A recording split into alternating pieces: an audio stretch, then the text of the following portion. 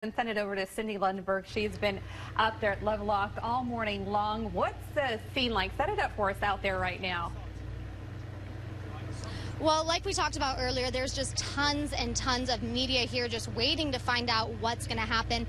And that parole hearing is started with parole board members discussing if O.J. Simpson was released, what would go well for him. They said he's done a lot of good things in prison. They said he has no gang involvement. They said he's completed some vocational training, and they said he's a good candidate for parole because if he's released, he does have a lot of family support in Florida. Things they said do not look good for his release is the fact that his victims were terrified during the robbery, and also they said because guns were involved, that's a problem. And at one point, one of the commissioners, they looked right at O.J. Simpson and they said, "What were you thinking when it comes to that 2007 armed robbery at Palace Station?"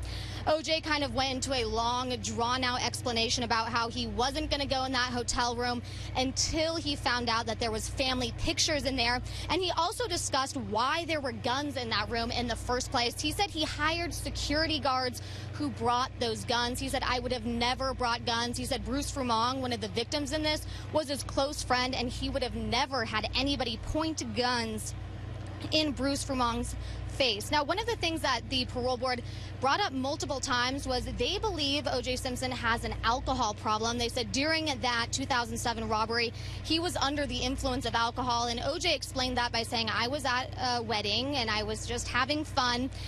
In the last parole board meeting, he was asked to take an Alcoholics Anonymous class, and it was found out today that he has not completed and or taken that course. He said he does not believe that he has an alcohol problem. That's why he did not take that course. And one of the questions that I found very interesting was one of the commissioners looked at O.J. and said, "Are you humbled by this experience? Are you humbled by the 9 years you've spent here at Lovelock?"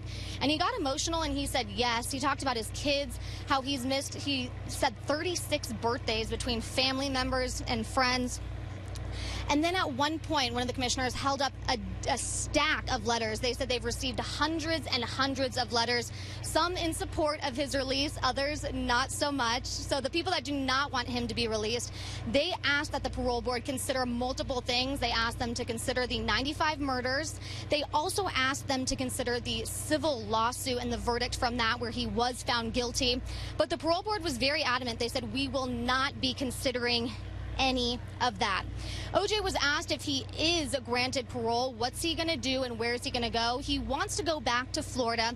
He said, "I just want to spend time with my family and my friends." He said, "I've lost a lot of time." He said, "I've served my time here at Lovelock and I'm done." So if he is granted parole in Florida, he's going to have to fill out forms, and then if he does get in trouble in Florida, he will be brought back here to Nevada and could go back to prison here. The first person to speak on his behalf was his oldest daughter, Arnell, and she got very emotional at times. She had to gather herself. She put her hands on her head. She just described O.J. Simpson, her father, as her rock in her world, and she said, "You guys could not imagine what we have been through my entire life." The other person to testify in his defense was Bruce Fromong. I mentioned him a little bit earlier, but that's the man that O.J. Simpson robbed, and he's known O.J. since the 90s, and when I talked to Bruce, he said, "I forgive O.J. We have no problems." And Bruce was very adamant about wanting O.J. to be released. So they just hit recess, and we are expecting that they're going to be back hopefully within the next hour. That's the time frame we were initially told. But we were also told that this hearing was only going to take about 15 minutes, so we are not exactly sure. But we are told that we should have a verdict on his parole today, sometime today. Guys?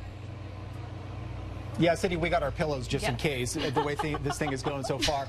I don't know how much of the hearing you actually got to watch, but I know Marie and I were both struck by how animated O.J. was at times. He was joking around a little bit. A couple times, he seemed to get very irritated with some of the questions. And then towards the end, you mentioned Bruce Fromong. Bruce said something, and O.J. appeared to be wiping away a tear in the background. I'm just curious of your thoughts. You've been following this case for a long time, just watching O.J. and the way he was behaving during this hour and 15-minute hearing. Yeah, one thing that really struck me was, I mean, the entire thing started off with a joke. They accidentally said that OJ was 90 years old and everybody laughed. There was another point where they were talking about how he wants to go to Florida, and OJ said, I'll stay here in Nevada, but I don't think you guys want me. Everybody in the room laughed, and then one of the parole board members said no comment. So there was really a wide range of emotions. I also talked about how Arnell got very, very emotional, but I do agree that he did get a little bit irritated, especially when he talks about his stuff that was in that room and why he went into that room and just the trial. You could tell there are still parts about what happened in Las Vegas that does not sit well with him. And that was interesting because we talked about that moment where he got really feisty and talking about that memorabilia, especially since he had just talked about taking those alternative to violence courses while in jail. So I mentioned they did ask him to take an Alcoholics Anonymous class. He did not complete that. He did complete some sort of a computer vocational training. The class that he said was most beneficial to him was that violence class. He said it's helped him here at Lovelock. He said people will be getting in fights, and he's able, through that training that he got, to kind of go up and kind of diffuse a lot of situations. And he says that's something that he's going to take, if he is paroled, with him to Florida. Cindy, he also seemed to be quite proud that he's the commissioner of the softball league there at the Lovelock facility. 18 teams in the league. He was quite proud of that, it seemed like. Yeah, so during his time here at Lovelock, he was a porter, so he kind of went around and cleaned. But one thing that he is very proud of is all the sports teams that he has been able to coach. He did, I believe, football, basketball, softball is the one that he mentioned today.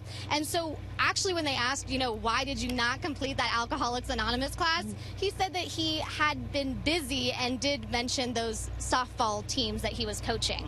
Yeah, he also mentioned the Baptist Service Group that he also created there as well. All right, Cindy, great job out there. We'll check in with you throughout the day, and hopefully we'll get a verdict coming up pretty soon. Thanks so much. Great job. All right, Cindy, thank you.